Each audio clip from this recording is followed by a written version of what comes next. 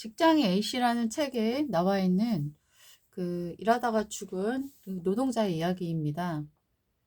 이 노무사가 젊고 건강한 젊은이의 죽음을 통해서 자신이 바라본 시야를 적은 인상적인 글입니다. 아쿠아리움에서 아쿠아리스트로 일하던 노동자가 예기치 않은 사고로 물속에서 사망했다. 그게 내가 맡은 첫 번째 산재 사건이었다. 젊고 건강한 사람이 근로시간 중 발생한 사고로 목숨을 잃었다. 명백한 산업재해라고 생각했지만 자세히 들여다보니 애매한 쟁점들이 있었다. 사망한 시점이 노동자가 자유롭게 쉴 수 있는 휴게 시간이었는지, 실제로 일하진 않았지만 일에 투입하기 직전의 대기 시간이었는지가 첫 번째 쟁점이었다.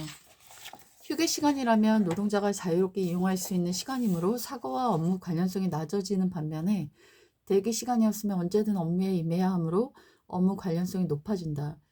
두 번째 쟁점은 사고 원인이 된 행위가 사적 행동이었는지 업무에 수반된 행동이었는지, 일하다가 화장실을 가거나 점심을 먹으러 가는 행위는 그 자체로는 업무는 아니지만 근로시간 중에 당연히 동반되는 행동이기 때문에 그것도 산재로 인정된다. 게다가 휴게 시간에 스트레칭을 하다가 사고 나도 업무 준비를 하는 행위로 볼 수 있다면 업무 관련성이 인정된다. 내가 맡은 사망 사건에 이렇게 두 개의 쟁점이 있었다. 휴게 시간 중 사적 행위를 하다 사망하게 된 건지, 대기 시간 중 업무에 동반된 행위를 하다 사망된 건지 두고 다퉈야 했다.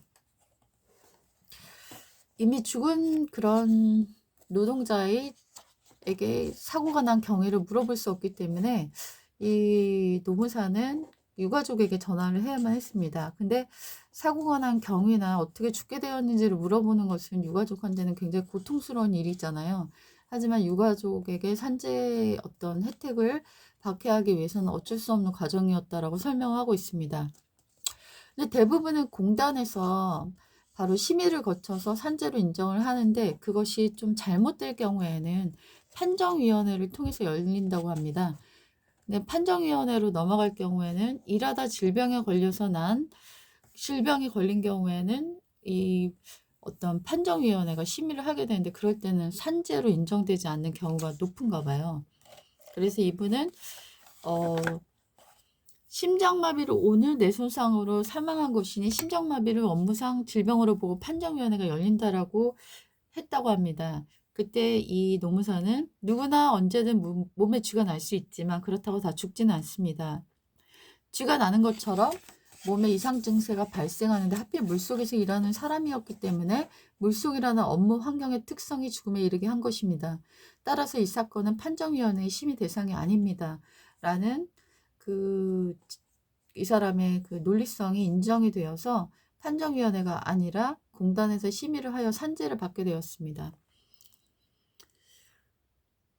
근데 이 노무사는 너무나 안타까운 마음이 이렇게 들었다는 것이죠. 안타깝지 않은 죽음은 없지만 실제로 승인됐다는 연락을 받은 후 더 슬퍼졌다.